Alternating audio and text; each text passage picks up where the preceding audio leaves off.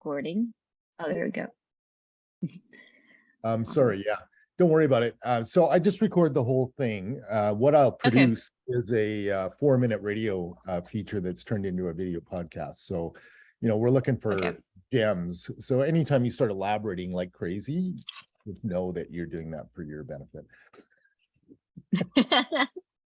And I know, as I say that, I'm one of the worst people in an interview, so I totally get it. So Sarah, if we could make yourself invisible somehow. Yeah, I can. Are you recording? Yeah, so the gallery, no, The video too. it's okay, you can stay in, Sarah, because I'll probably just use the speaker view anyways for the most part to when I add Mel into the feature. So this is an area I've been interested in. We get a lot of pitches. I got to tell you, I don't know why. We're just this small little podcast that started in Edmonton, Alberta, Canada, but we've had pitches from National Oil Company of Finland, from Irish multimillionaires, Norman Crowley, the crazy guy who started the Cool Planet group of companies.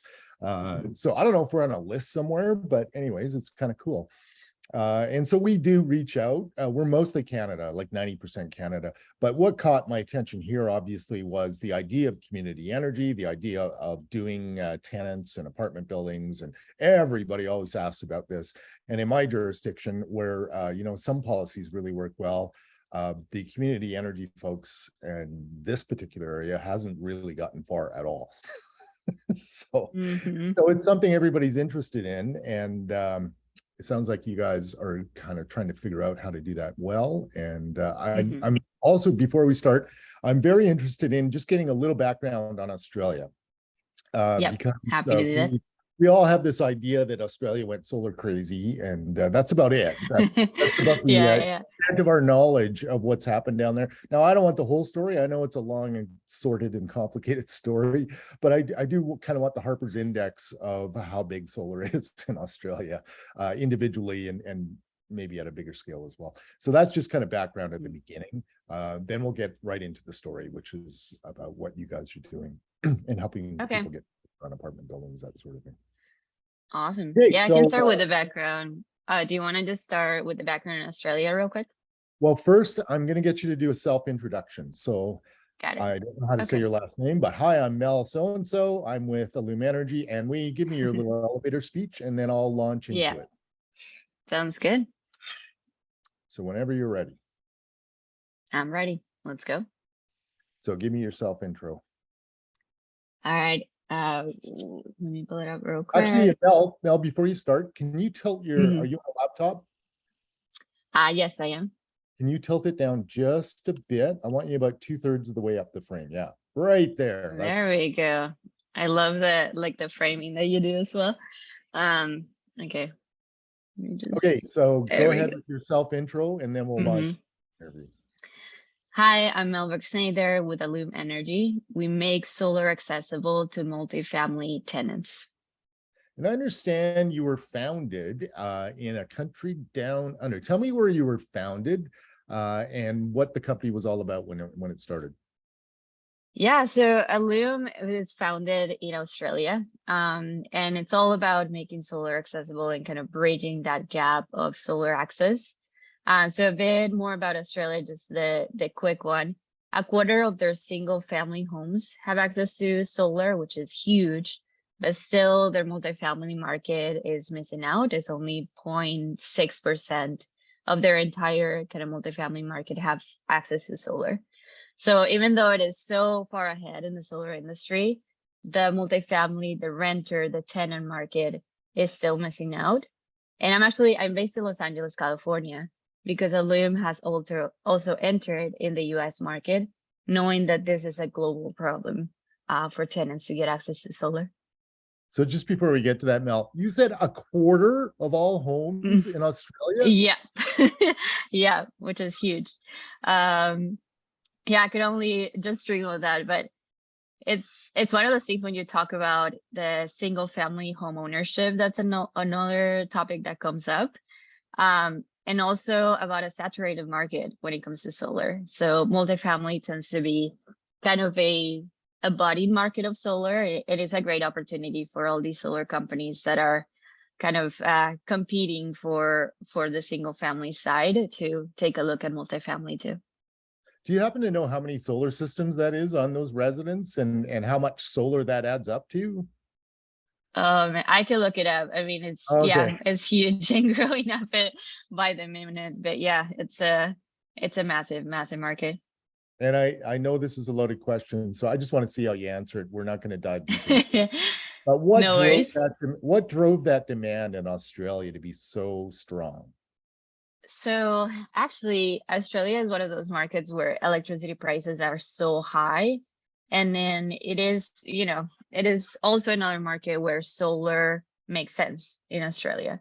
So I think it's coming from a point of kind of market need of people going like, there has to be a better way to pay those electricity prices while the sun is shining and I can just put that on my roof.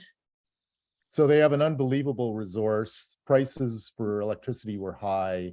And I think I heard rumors of, some minor wars between solar owners and utilities. And that is I think that's that's one of those things that it happens. And then also we're trying to find ways to collaborate with electric companies and kind of be like, hey, here's an opportunity here. So yeah, I'm pretty much kind of in the middle in a way of that.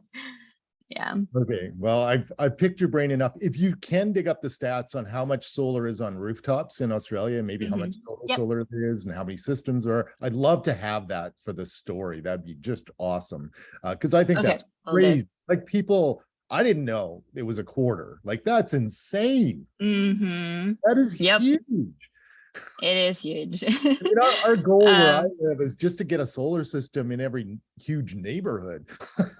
I know. And it's similar for the US where it's like, we're at what, 5% of solar actually. So yeah, this is massive. So, and here's another thing that I consider for the Australian market is I look at the Australian market as a window to the future of solar, where, there's a lot of market penetration and there's still even more opportunities for different segments of the market to, to have that boom that single family solar has had in Australia and kind of learning from them. Just before we get into this, is there someone I can interview about that? I would be interested in doing a story about how it got to a quarter. Oh yeah. Okay. Like, who's the perfect person? If that's one of your people or somebody else, who's the perfect person who understands that history and how that happened? I would love to do that story. Okay, sounds good. Yeah, there's a couple of team members that come to mind. So yeah, and actually, Sarah, we can potentially coordinate, and then because that would be really complementary to this. Okay, now on to the story du jour. Ever since I can remember, Mel, people here in my home province of Alberta in Canada have really tried to make the idea of community energy work, and they really want it to work. Some of them are doing all kinds of contortions to try to make it work. And then there's folks in multifamily who have struggled and really struggled to try to make it work. Why is this so challenging? That is a really good question. So when it comes to the challenge of multifamily, because there's a separation when it comes to the consumption of energy. So you look at the building and there's multiple meters to that one building, each one of those meters associated to one particular household.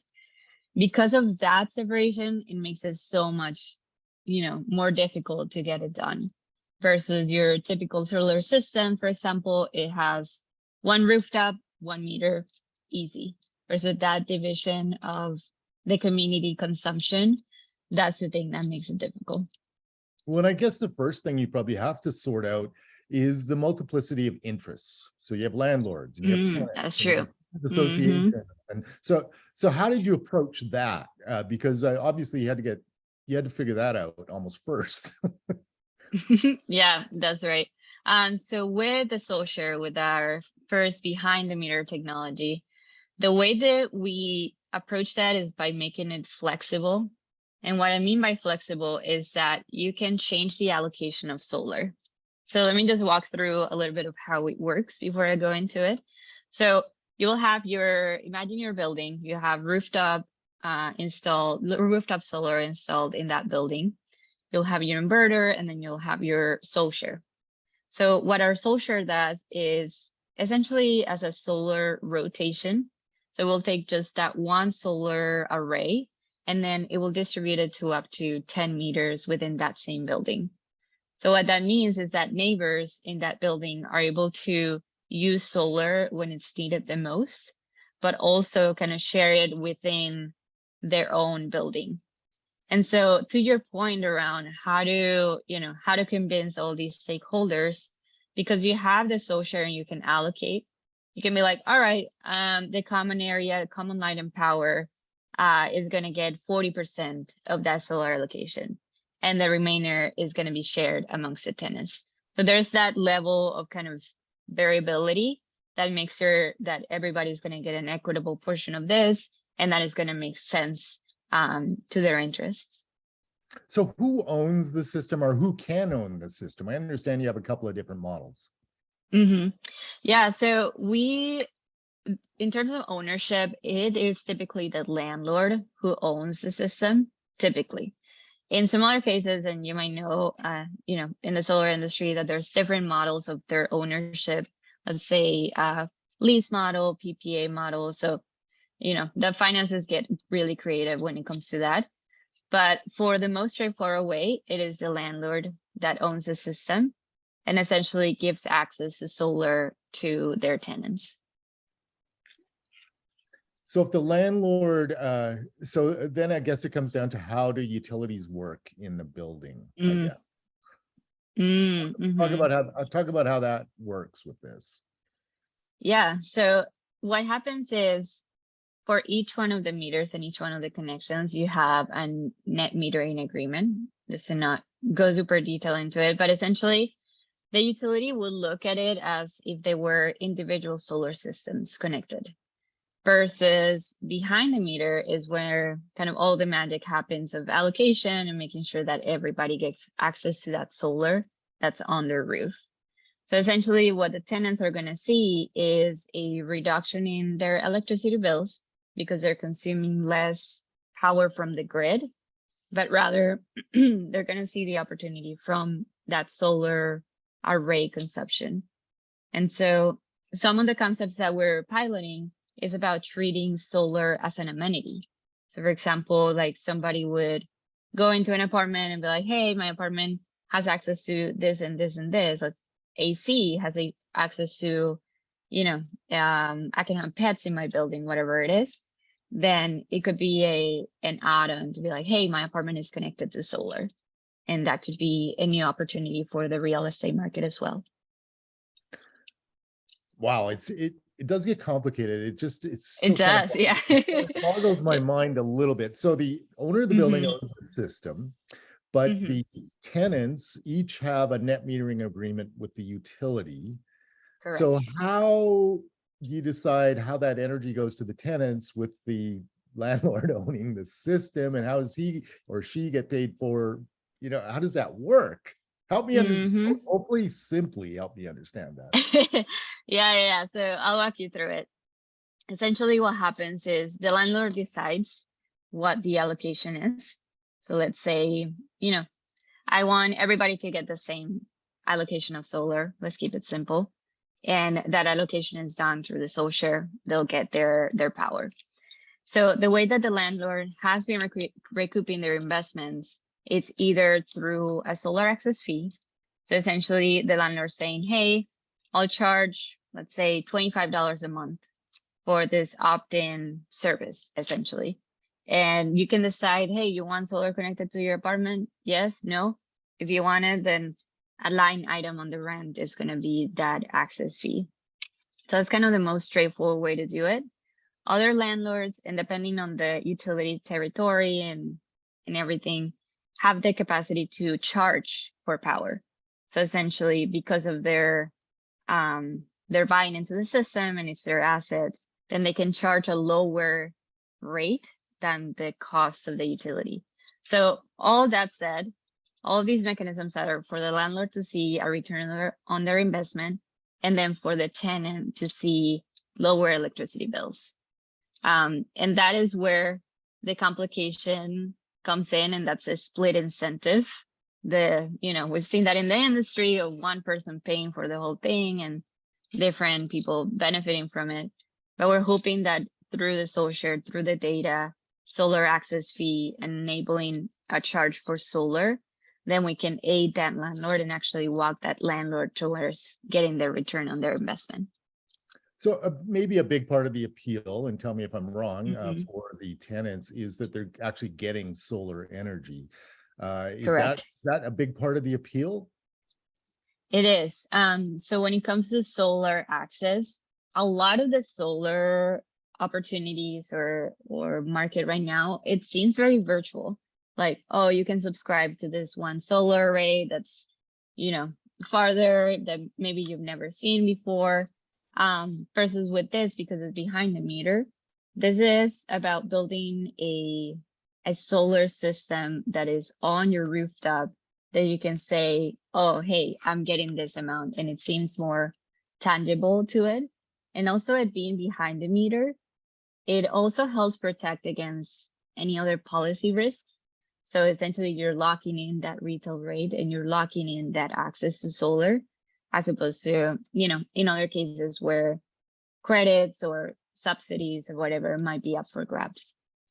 So what would a typical breakdown be? So you've got a landlord, they've got capital Mhm. costs, they've bought this, $20,000 system or whatever, some scale of Correct. system that's fairly significant Mhm. scale. Mhm. And presumably, I'm betting it's easier in Australia because of the price of electricity.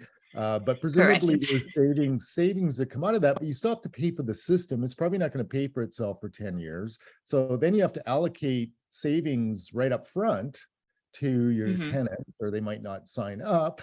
So what's the typical breakdown like Mhm. that you guys are seeing? Yeah, so we're typically seeing 35 to 40% reduction in utility bill cost to the tenant, and that's something that we aim for. So the reason why it is so high is because we specialize in garden style apartment complexes. So think about your low rise, plenty of roof space, and then kind of smaller or less apartments within that same building. But these are made in complexes, so it's easy to scale in those. So that's how the tenant gets a significant kind of benefit to it. And then the landlord, believe it or not, there's a growing focus in ESG and decarbonization goals. So we found landlords that bake that into their strategy. So they're like, okay, we want to be able to market these apartments as net zero. We want to market these apartments as environmentally friendly. And that they look at it not only as, okay, what's the bottom line of this solar system, but they look at it as like, this is their marketing, this is their branding, this is a strategy as well. So it's kind of an all-encompass benefit that I'm seeing landlords pick up more and more. So where does this work? What do you need out of the local Mhm. system in terms of policies as a bare minimum to make this work? So bare minimum is a kind of open utility. That is the bare minimum when it comes to interconnection, because it being a behind the meter technology, it means that we don't need any kind of changes to the utility billing system or policies. It's more allowing that consumption of solar for the tenants. And so that's the thing where we're constantly kind of educating utilities, because as you may know, the grid is changing. Like now people are selling power back into the grid. There's a lot more variability in consumption. So really the fact that we can self-consume solar and instead of exporting as much solar into the grid is actually helping the infrastructure. So utilities don't have to worry as much on upgrading transformers, upgrading all the infrastructure because of giant solar arrays that are just exporting, but rather, yes, get into the renewable energy goals without such like high investment in infrastructure because it's being self-consumed.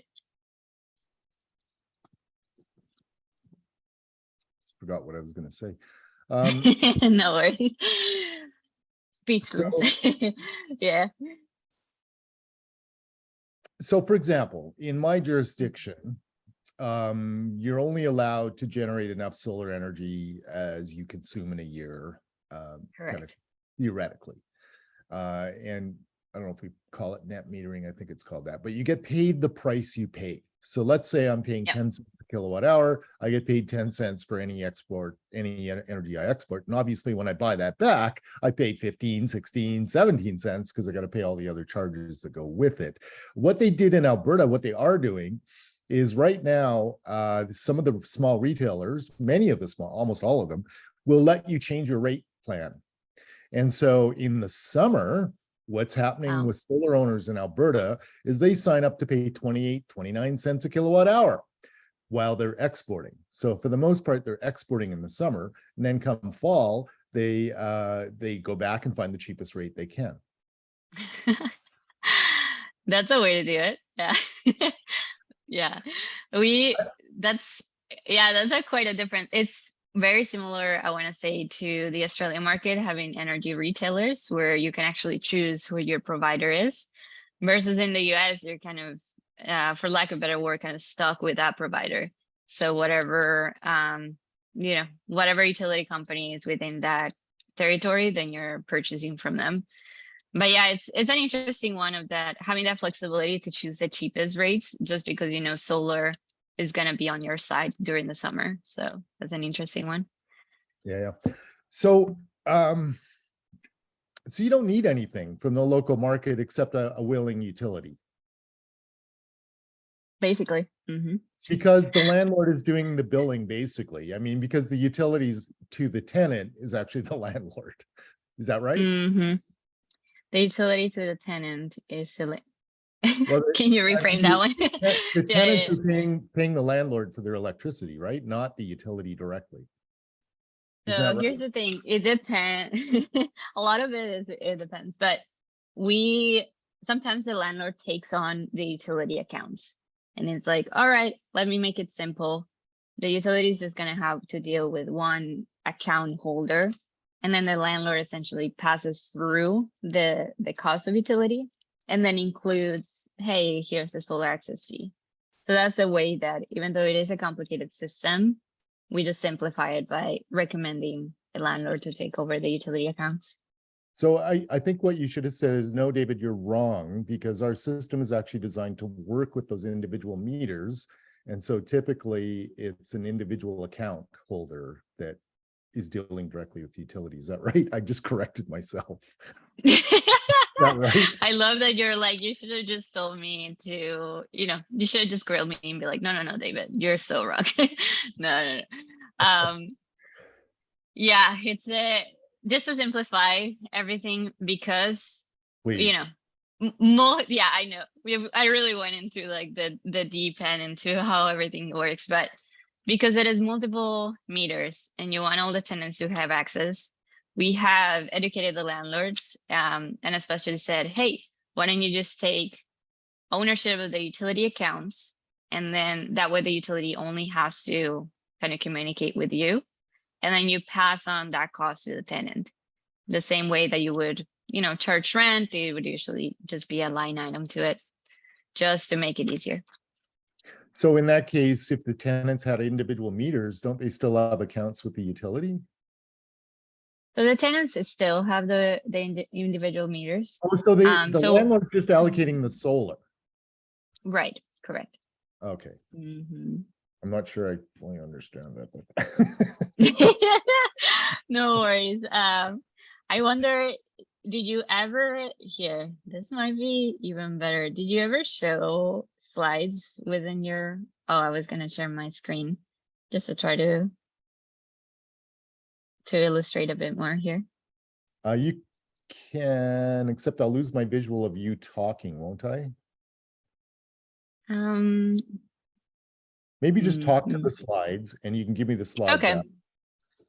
Okay, sounds just good. Give me the slides afterwards, and then yeah, because I need to keep you on this. I need to keep you on the screen. Yeah, no worries. All right, let me think about the simplest way. So you really wanted to know about that landlord utility interaction, right? Yeah, just how it works for the tenant. So I'm a tenant. Oh, how it, What am I buying into? Like what's it look? okay. Let's go Okay. back to being simple and not trying to understand all the intricacies. Yeah. Yeah. All right. So let's pretend that I'm a tenant in a building where solar is going to be put on my roof, and I want to make sure I have access to that solar. And I just heard that there's this technology called the SolShare, and I can opt into that solar. So usually what it looks like is in your renting agreement, it'll be an add-on and be like, hey, do you want to opt into the solar system? Yes or no? And then depending on the system, let's say, oh, it's going to be $25 a month for you to have access to the solar. So you would say, yes, of course, I want to be part of this. And then when it comes to per month, you will get that solar allocation as that solar system is outputting. And at the end of the month, let's say if you still hold ownership of your utility bill, then you'll simply see that you're consuming less from the grid. And then if you have exported anything from that meter, then you'll see a credit to your account. So not only did you lower your utility bill consumption, but you might be see a credit depending on, export rates. So essentially, this is a way to opt into a solar system that's on your rooftop, and that it can help you, lower electricity bills and kind of have a more tangible and more accessible way to see the benefits of solar. So you can allocate that solar energy any way the clients want. You could do it to the common area. Correct. You could do a certain percentage to each of the tenants. Is that right? So let That me is ask a correct. question and then you tell me that. So how do you allocate the solar? Yeah, so through the SolShare, we have an algorithm. So essentially, you can say everybody's going to get the same. All right, think about it as a cap on solar. If tenant A is getting up to this point and then tenant B already met their cap, then it's just going to go on to the next one to make sure everybody's going to get that even allocation. Then the other way to do it is by percentage. So for example, the common area, the landlord wants to see the most allocation, let's say 40%, and then the rest is going to be evenly distributed amongst the tenants. And then lastly, because there's different types of apartments, so for example, a studio versus a 3-bedroom apartment, then you want to be able to allocate in a way that is equitable for that consumption. So that's how you can also allocate by square footage, and just making sure that, people are going to get a benefit that makes the most sense to their living space. So how many apartments or how many can you include in these systems? Is it unlimited? Can you group the systems? How many apartments can you handle? Yeah, so each one of our SolShares can handle up to 10 apartments. And in the case of, let's say you have a building with 30, you would simply put 3 of our devices. So can you handle unlimited then? Technically, yes. But we would recommend to stay with, since we specialize in more low-rise apartment buildings, because we want the tenants to really see the benefit of solar versus a massive kind of high-rise and maybe even though huge apartment number, but maybe not as much of a benefit of solar. And plus, we could try. Actually, yeah, that's true, because they wouldn't have proportional roof space. So if you've got a correct. tower, there would be no solar for Yeah, correct. We'd get a fifth Yep. of a module or something. Yeah, I hadn't thought of that. So listen, I presume this works better in certain markets. Is that true?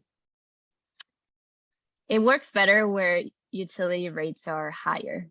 Like any solar kind of production and any solar installation would work, just because you want to make sure you see the benefit of it. But other than that, where multifamily, low-rise multifamily is there, and where people want to, see that benefit of solar more within their communities, that's where the kind of the core of what we do is there. So give me an idea what they pay for electricity in Australia. So in Australia, it's 26 cents per kilowatt hour in That's Australia. 26 cents American or Australian? Or Australian. You might Australian. have to do the conversion there. Yeah, the interesting thing, and this is kind of at the core of why the technology exists. So in the Australian market, 26 cents per kilowatt hour, but when you export, it's only 6 cents per kilowatt hour. So essentially what that means is you really want to consume that solar. You don't want to export as much. And in the cases of multifamily, well, how about we share that solar with our neighbors instead of before we export anything? That's really where the need of that technology came about. And now, yeah, being more of a global need of, hey, why don't we have all this rich space? We have growing kind of urban areas. Can we just put solar here and make sure that the tenants get access to it? So yeah, it's been a more of a growing movement of making sure that tenants get access to that solar. You probably don't want to wade into the politics, but I think that was the solar wars I was referring to, and that might have been part of the incentive that also caused microgrids to proliferate. Yep. Yep.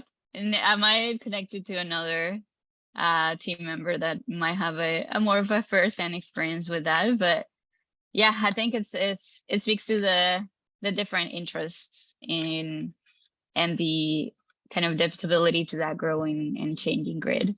But yeah, at the end of the day, we want tenants to benefit. That's all that matters. So is it the case that self-consumption is generally the best for economics of small solar systems in most of the markets you're operating in? Generally the best, yes, because when you export, either there's some cases where you get the same rate, or some cases where you export and the rate just plummets, which is and here's the thing about the policy part, that rate is constantly up for debate. So you might be a homeowner, you might be a multifamily renter, and you're like, all right, I'm gonna have this system for 20 years, 25 years. But then I've seen cases where you're banking on a particular kind of payback, but I don't know where the politics change, the policy changes, and it's half that amount. So that kind of really injures your kind of financial benefit of that system. So being able to self-consume, really use that solar power in your appliances, in your home, is actually locking in that benefit instead of relying on whatever credit back you might get in the future. So how many projects have you guys done? And are they still mostly in Australia? You're just getting started in the US, or where are you guys at? Yeah, so recently in Australia, we passed the milestone of over 1,000 apartments connected using our product. Yeah, Wow. so which has been incredible, and yeah, very, very much showing the momentum of the company. In the US, we are in early stages. We have installed projects in the Orlando, Florida market, as well. Some projects that are coming live as we speak in the Savannah, Georgia, Jackson, Mississippi market. And then we have more projects on the pipeline in Southern California and upstate New York. And so there's really all of these kind of variability in markets really talks about the flexibility of the technology and what we're discussing, kind of having a open utility territory as well as a multifamily market that makes sense. Really, this speaks to how you can implement across markets without having to worry so much about the policy mechanisms that exist. So is your key driver then, as we've been sort of talking about, price of electricity? Because I noticed you didn't say California or Texas or New York, where their grids are blowing up and they're having problems with. Yeah, so I know, and that big sigh for me was a bit about the kind of the openness of the utilities. So we are, actually a lot of the early stage projects that we have in the pipeline are in those markets. But yeah, kind of working collaboratively with the utilities to see these actually get implemented. So yeah, even though it sounds simple, it's a little bit more complicated than you would expect. Well, as complicated as it is, you guys found a way to do 1,000 projects in Australia. And over how many years was that? So we've been around since 2015, since prototyping of the product as well as the implementation. So yeah, it's been, and a lot of the boom has happened kind of 2020 and beyond. So yeah, it's been an exciting time for the company. So you're just starting in the US. Are you looking at other markets? Yeah, so we actually have team members in the UK market. You might have seen over the news, kind of rising electricity prices and a lot of the need. So yeah, the UK market, we've done a couple of the first installations there, and yeah, it seems to be a kind of a, you know, bottom line situation across markets where people are seeing their electricity rates increase and increase and increase, and then solar is getting cheaper and cheaper and cheaper. So there's a way to make sure that within your community you have the benefit of that. Well, people are all up in arms about utility rates where I come from in oil country, but Really? they're up in arms about 10 cents a kilowatt hour, 12 cents. Yeah. They were used to getting it for 3. Oh, well, it's going up. It's going up. Yeah. Well, and actually solar makes sense here, and surprisingly, Mhm. solar, there's a lot of support for solar here. And in fact, our regulatory environment means we are the biggest booming economy in all of Canada for large scale renewables. We have huge solar Congratulations. projects and wind projects going ahead, massive projects. And it's just an absolute coincidence that our regulatory structure allows this to happen. So they don't actually have to ask the grid. They just have to find investment and round up the land and the investors and build a solar farm. And so, for Wow. example, the largest solar project in Canadian history is just now being commissioned at 465 megawatts. And they sold 80% of that power to Amazon. So it's already Oh, wow. for the next 25 years. It's already happening. They're already in the bank. That is impressive. That's amazing. And I'm kind of jealous about not having to ask the grid operators. Like, yeah, it would be a kind of a speed lane to the solar industry if that was the case for everything. But ironically, that's a new thing, utility scale. Even a couple of years ago, there was more micro solar on the market than utility scale. So we have about only about 7,000 or 8,000 systems in Alberta, but that's a lot for us. And that added up to a fair amount of system. It was actually bigger than the utility scale. Now the utility scale is just absolutely exploding. I'm really hoping that the picture you have behind you in the video is that from utility scale, one of the systems you've seen in Alberta. Well, actually, it's from a very cool story I did up in Fort Chipewyan, which is a Northern First Nations community. And up there, the 3 First Nations of that, it's an off-grid community, so they have their own microgrid that's 100% diesel. So they built this 2.3 megawatt solar project, the 3 nations that are up there as partners, and they're offsetting 25% of their local electricity, even in the north, and therefore reducing their diesel use by 25%. And it's a fly-in community, so the only way they get the diesel in there is by a big truck over the ice in the wintertime. So it was a pretty cool. Oh my God. Just yeah, that's amazing. That's where that solar module is from. I love it. I love that there's a story behind it and just like not, oh, I found it on the internet. But yeah, that's a pretty powerful story. So what else haven't you told me that you should? Oh, that is a good question. Let's see. The importance of behind the meter technologies that are popping up, just because of, you know, we're seeing solar, but solar is complementary to a lot of the newest things that are coming. So electric vehicle charging, battery storage, demand response, backup power, all of these things that are making sure that people are becoming more and more resilient to the local scale instead of having to kind of like, you know, suffer in some cases with power outages or rising peaks of electricity. So the fact that we're behind the meter, this is a huge opportunity for us to be able to, let's say, all right, we have that solar system on the rooftop. How about let's put battery charging? Let's put electric vehicle charging for the tenants to also get access. So it's an opportunity almost to create a like a microgrid almost to the scale of a apartment complex. These are things that, even though the technology in the US, for example, is at early stage, it opens the door to those types of integrations.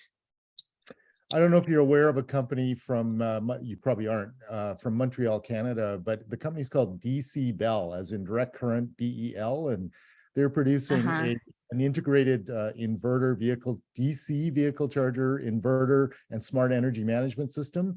And even though they invented this technology in Canada, where they're selling is New York, California. Texas. There you go. There you go.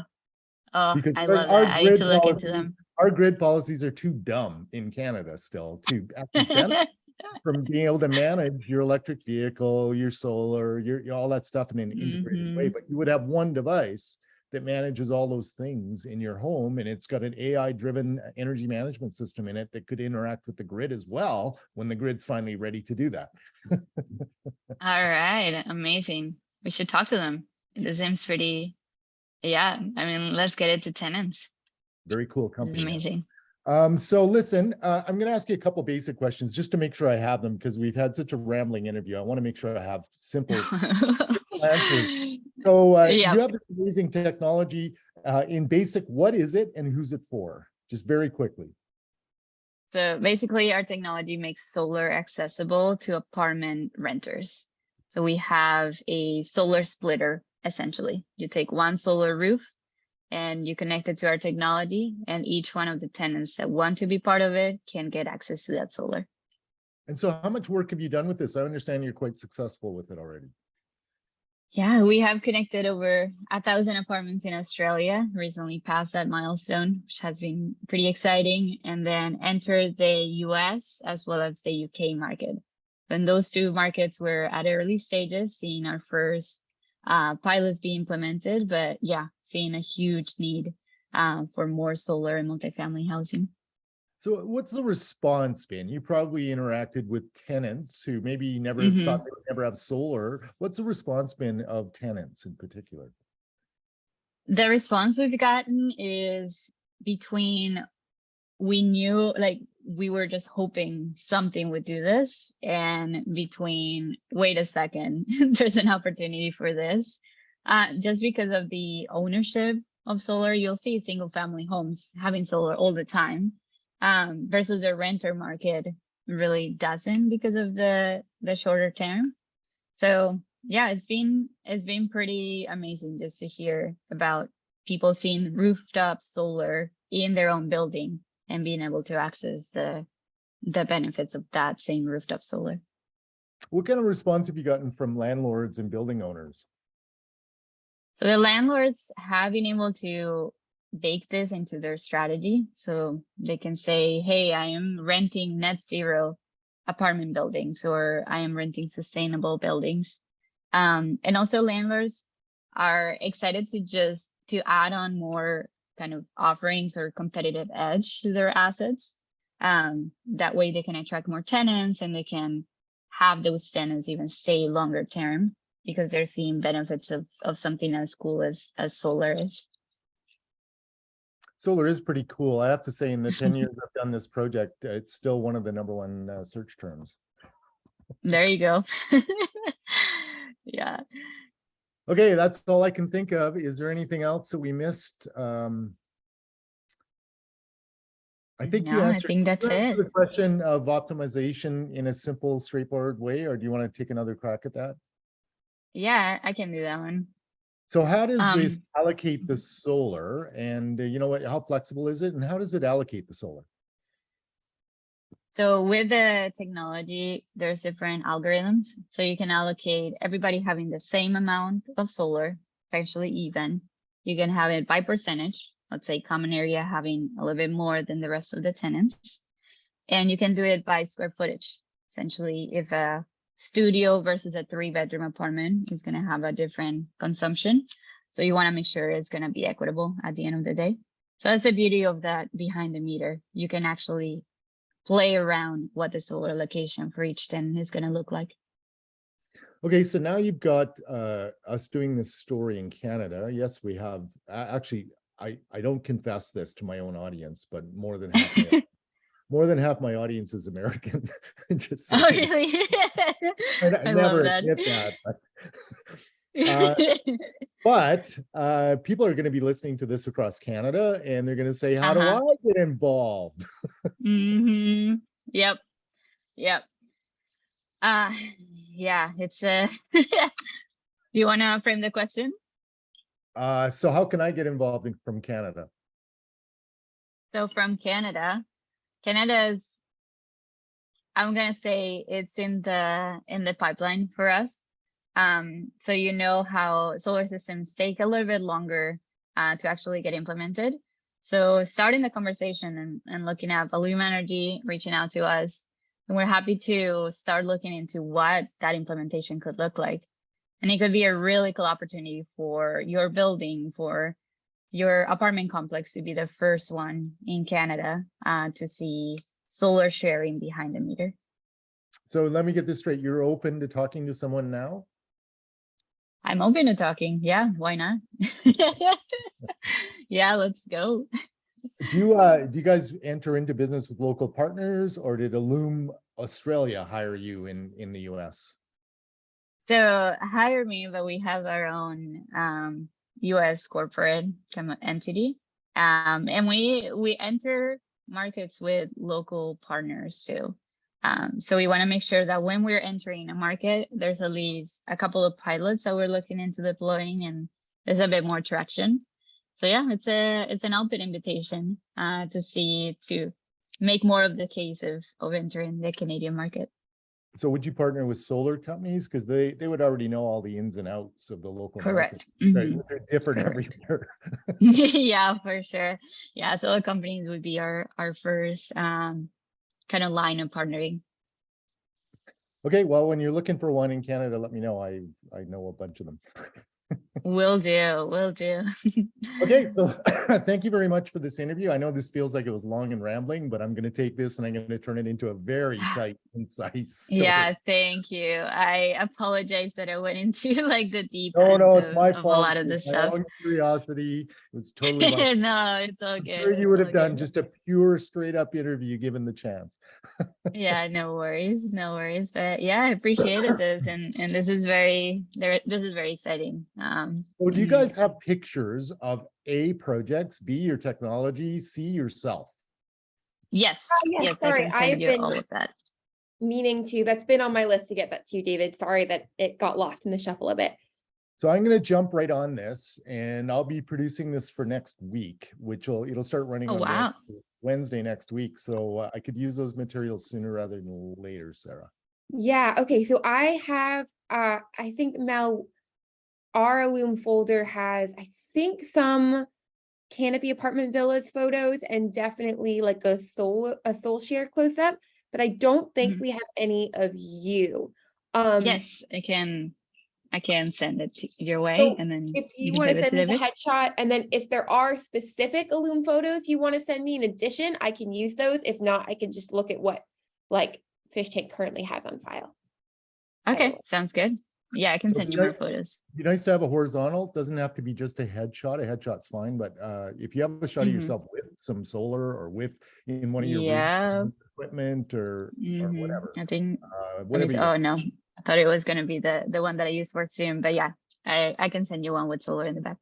Well, I've got the one from Zoom, and I see you have you've cleverly placed your Loom sign up on the wall next to There you go. There you go. And You then got it. You got it. just to get a sense, David, about how many photos are you looking for total? The more the merrier.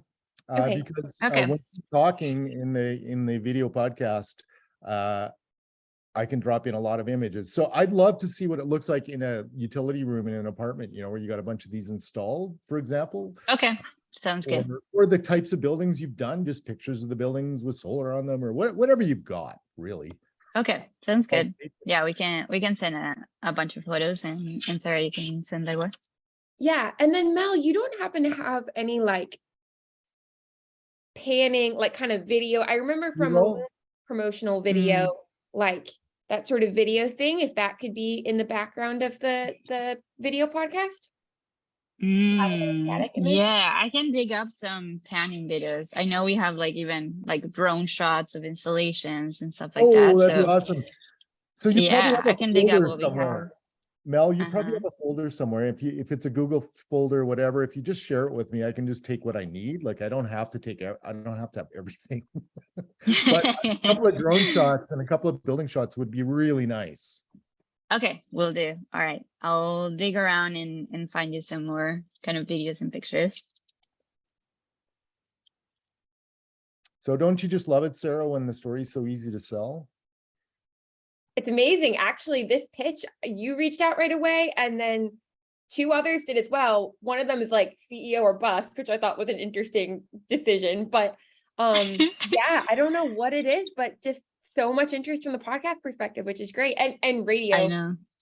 It's also interesting that you consider yourself a radio foremost. I don't know if this is me personally or like a generational shift, but I'm a big audio consumer, but it's almost entirely through a podcast platform and very rarely through actual radio. I know this is not an ideological thing with me or an age thing at all. It's just a reality of audience. So yes, I serve it up to the podcast and I might get 1,000 listens to this over time.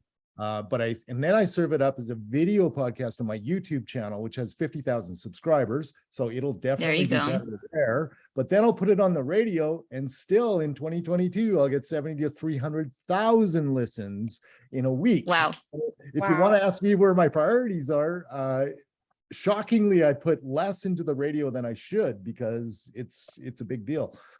Yeah. And then for I'm writing down the figures you said. I'm curious. So podcast versus radio, is that the same clip uploaded to both platforms, or do you produce those two things differently? So when I have a budgeted story, I would do a separate video that's all video. But when I say video podcast, it's my radio story, 4 minutes. It might be 4 and a bit, because as I'm producing it, Mel might say something that, beyond my time constraints on the radio, and sometimes I'll leave it in. So it might be 4.5 minutes, but it's basically the radio story with her appearing from the Zoom video with B-roll. It's full of B-roll. You'll hardly see me. Okay.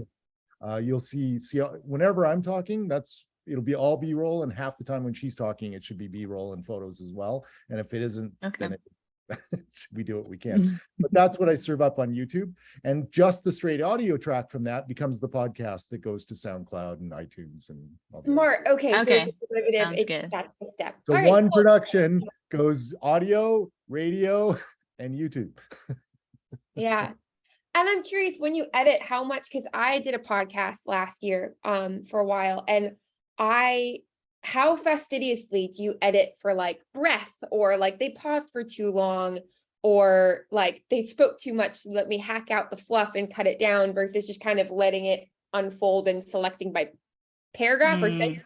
Well, in a funny way, I can't even answer that, because I actually have one of the best audio music producers in Alberta who produces my podcast, and he is anal.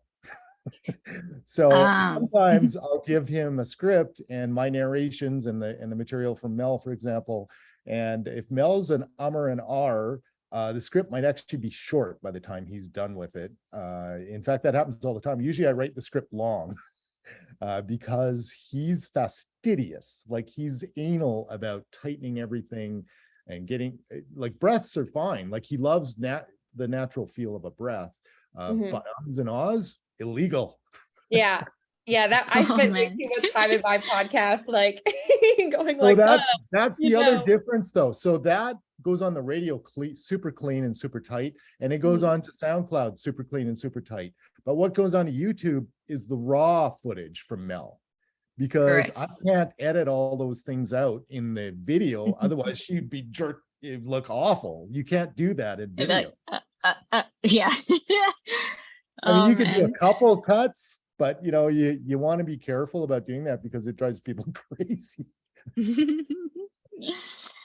All right. Well, I'm really hoping that the raw one, you'll find some, some good takes there. I'm like, oh God. I know, Should I have can more tell you coffee right before. now, I can tell you right now, you're pretty tight and there's not a lot of umming and ahhing. I've done some interviews where I literally lost half the interview time by the time Duke, my Oh producer, no. like, Wow. sometimes it's just, oh my God. Yeah, Mel, you're doing good for the reputation of how concisely Californians spek. I feel like Oh, thank you. the Thank stereotype, you. you're really putting that Valley Girl stereotype correct. Thank you. Thank you. Oh boy. So just before we go, Mel, what's your background? What's your education? Background. So yeah, so I studied business development. And I studied a lot of the sustainability kind of focus. It's actually entrepreneurship and sustainable business. And even before there, I born and raised in Colombia. So I saw the impacts of deforestation. I saw the impacts of a lot of the kind of environmental justice movement. And that's what brought me to working in solar at the end of the day. So clean energy, you took that business stuff and your own, you love clean energy. Is that why you're doing this stuff? Yeah, basically. Because the clean energy plus the plus the social aspect to it. I love the fact that people can get access to it and then see their economic benefits. So that overlap So this is a is what nice brings me marriage to for it. you then, and a really nice Yeah, marriage. absolutely. Absolutely. Okay, I was just curious. Well, thank you very much. Mhm. If you have any questions, let me know. This will go live probably Wednesday next week, just so you know. So Okay. where you'll find everything is at GreenEnergyFutures.ca, because whatever we produce with it will be embedded on our channel. So you'll be able to get it, whatever there exists for this story will be there in one form or another. So you're free to Okay. embed YouTube video anywhere you want. We don't lock stuff down. Okay. And please connect with our social. So my best social is LinkedIn. I have a lot of Okay. followers Will on do. Facebook, but Facebook, I don't know, like what's happened to it lately. It's really it's hard to do stories on there these days. Whereas LinkedIn, I have a third of the followers and I get 5 times the response. So, but I've cultivated That's great. just the right audience on LinkedIn. It's only about 10,000, but it's a carefully cultivated audience. So I think that's why there's a lot of influencers, a lot of sustainability people, and a lot of people who are going to want to do business with you at some point. No. Love it. Okay, Amazing. so if you have any questions, Sarah, I don't know if you're going to manage the social aspect of this or if that'll be the Illume folks or whatever. But anyways, if you have any questions, let me know. I'll send you an email. Actually, in my email, if you have one from me, all the social links are at the bottom in my signature. Okay. Okay, Awesome. well, thank you very much, and thanks for the story, All Sarah. right. I'm telling you, I get a lot of pitches, and this was not a hard one to respond to because honestly, like the idea of community energy and apartment building energy, like this is big. Like I have those guys lobbying me all the time, and I tell them, well, give me a story where it actually works. There you go. And Well, like thank you so much, David. they've struggled to Yeah. make it work and been unable to make it work. So here's a success story in this area, which is great. Well, I'm super glad it was Appreciate it. fortuitous. All right. Yeah. Well, good Thank luck you with so the- much. You guys. Yeah. Thanks so much, everyone. Bye-bye. Have a good afternoon. Bye.